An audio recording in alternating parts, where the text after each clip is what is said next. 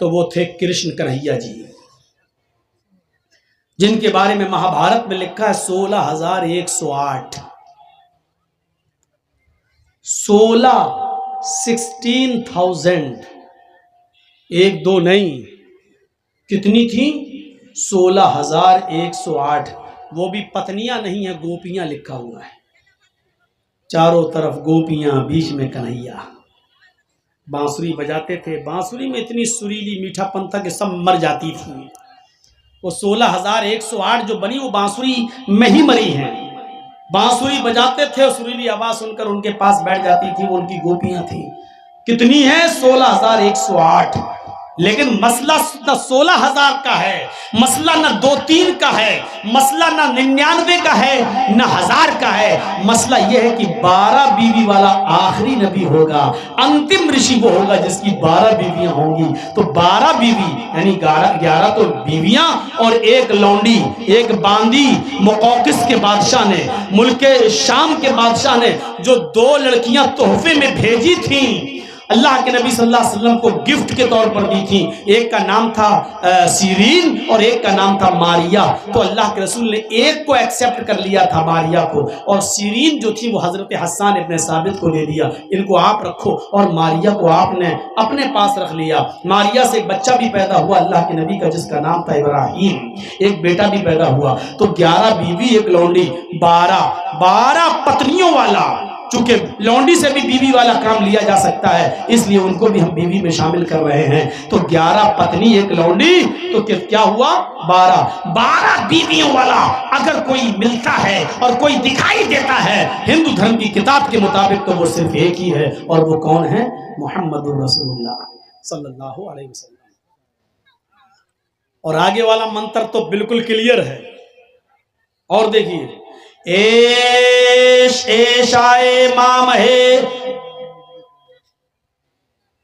एशाए मामहे शतन निष्कांतशस्तराजा त्रीणि शतान्य वर्तान्य सहस्त्रादशको नाम।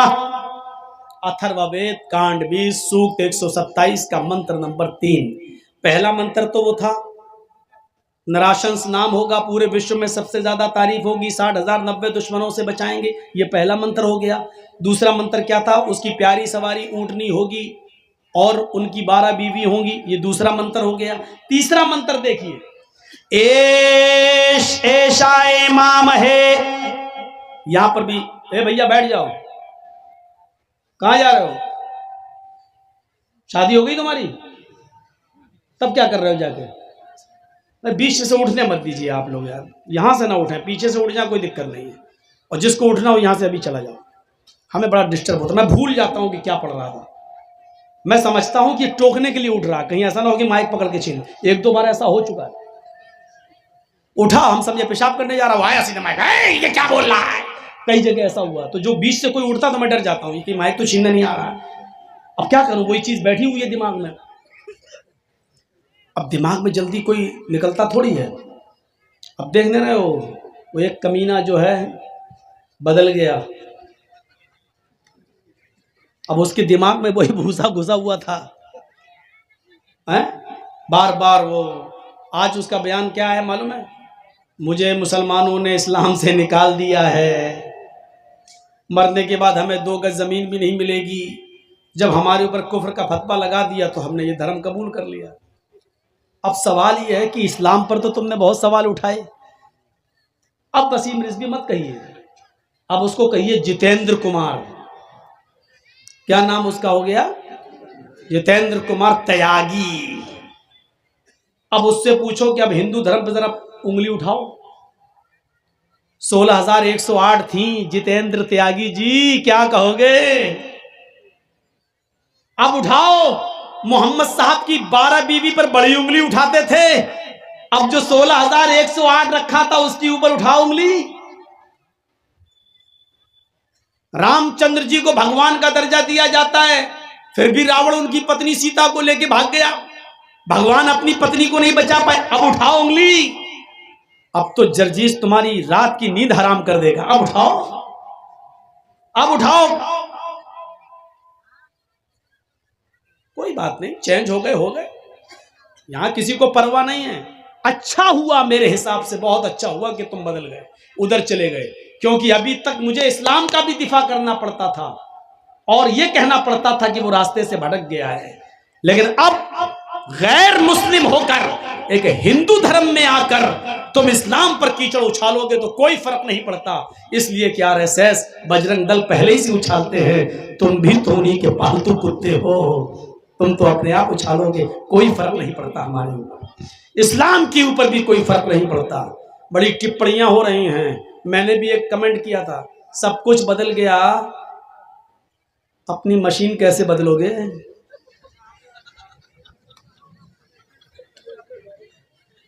वो भी तो बदलो।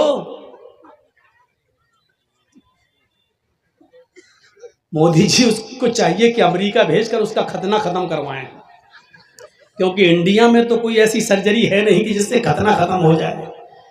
वो बीच वाली मशीन से जिंदगी भर मुसलमान ही रहेगा। वो अलग बात है कि उसका कुछ भी हो, कहीं भी चला जाए किसी भी, लेकिन मिडिल में जब वो कभी पेशाब करने जाएगा तो कहेगा कमबख्त यही चीज तो और कहीं बदल गई होती तो अच्छा होता। वो जिंदगी भर याद रखेगा अपनी मशीन को कि ये मशीन, वो तो अच्छा हुआ कि छिपी हुई रहती है, छिपी हुई, लेकिन वो अकेले में जब भी पेशाब करेगा तो वो अपनी मशीन को जरूर गाली जरूर देगा, कमबख्त तू ही मुझे शर्मिंदा कर रही है, सब कुछ तो बदल गया, तू भी बदल जा कमबख्त। हो सकता है उस धर्म में बड़े बड़े चमत्कारी बाबा मौजूद हैं, हो सकता है कि ये भी बदल दें। हम तो मशवरा देंगे रिजवी साहब, किसी हॉस्पिटल में जाके उस बीच वाली चीज को खत्म करा दीजिए और बीच वाले ही बन जाइए। वो सबसे अच्छा मशवरा है मेरा, क्योंकि ये बीच वाली चीज तुम्हें जिंदगी भर जीने नहीं देगी, जीने नहीं देगी, यही तुम्हें ललकारती रहेगी।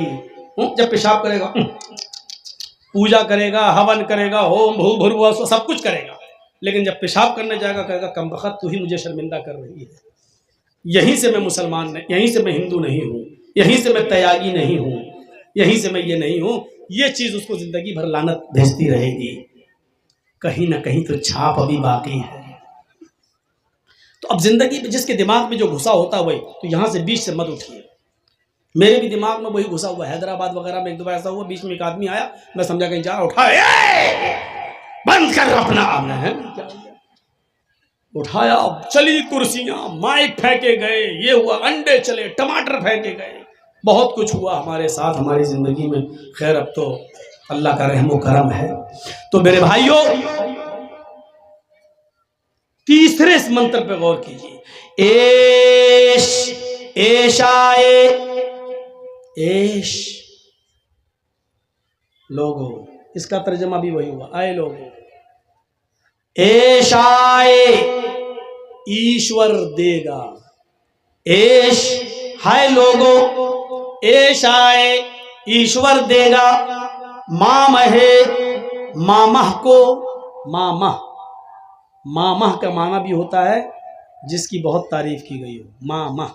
इसका भी संस्कृत में हिंदी तर्जमा देखेंगे नालंद विशाल शब्द सागर में, तो मामह के आगे लिखा है प्रशंसक, जिसकी बहुत तारीफ की गई हो, प्रशंसित जिसकी बहुत तारीफ की गई हो। एश यानी मोहम्मद, एश ऐ लोगो, एश आए ईश्वर देगा, मामहे मामह को, नराशंस को, मोहम्मद को क्या देगा, शतन निष्कान, शत सौ, निष्कान सिक्के सोने के, शतन निष्कान क्या देगा, 100 सोने के सिक्के, दशस तरजा,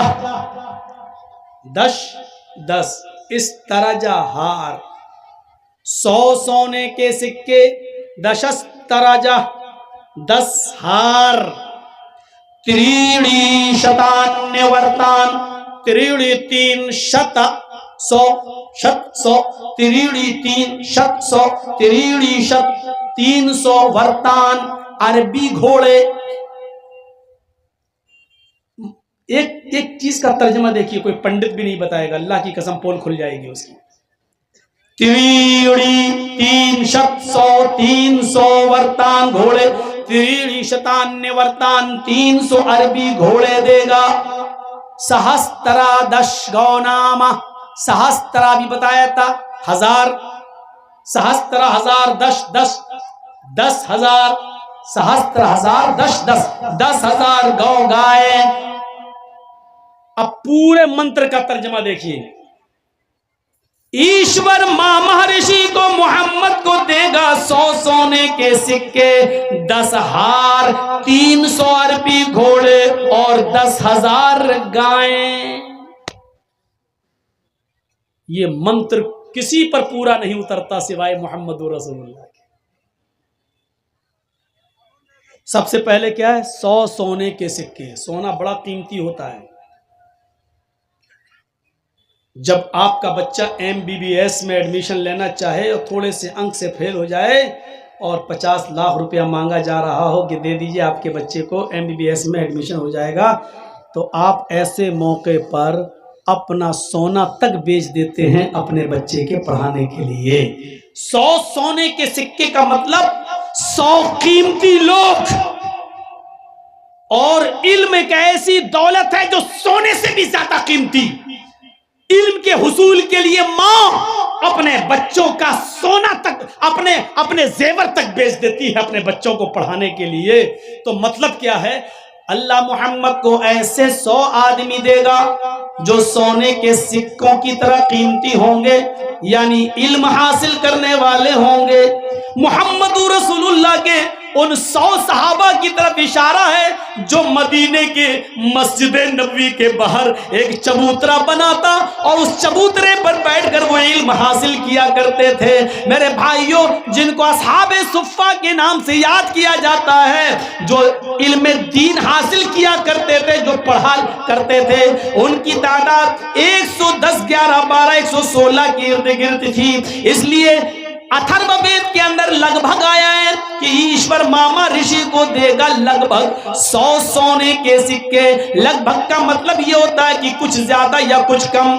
तो मेरे भाइयों, 100 सोने के सिक्कों से मुराद असहाबे सुफ़्फ़ा, 100 वो सहाबा मुराद है जो नबी अकरम से इल्म हासिल किया करते थे और उन्होंने इल्म हासिल करने के लिए अपनी जमीन और जायदाद भी निछावर कर दी थी, अपने माँ बाप को भी कुर्बान कर दिया था, भाई ने भाई को छोड़ा था, भाई ने बहन को छोड़ा था, एक ने किसी, सब ने रिश्तेदारों को छोड़ा, किसी ने जमीन छोड़ी, किसी ने जायदाद छोड़ी, लेकिन वो मोहम्मद रसूलुल्लाह से पढ़ने जरूर आया करते थे।